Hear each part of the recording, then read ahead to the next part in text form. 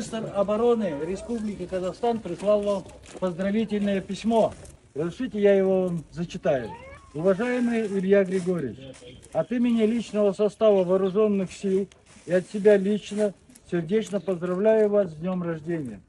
В этот прекрасный день желаем вам здоровья, счастья, семейного благополучия.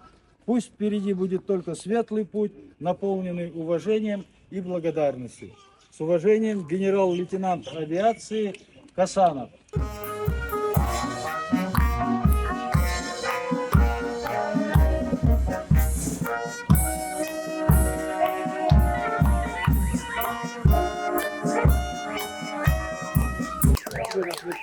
Спасибо за все, спасибо. Ну что мне им пожелать? Мне самое лучшее им пожелать надо. Чтобы Родина, чтобы была блестела, чтобы им хорошо жить хотелось. Молодец!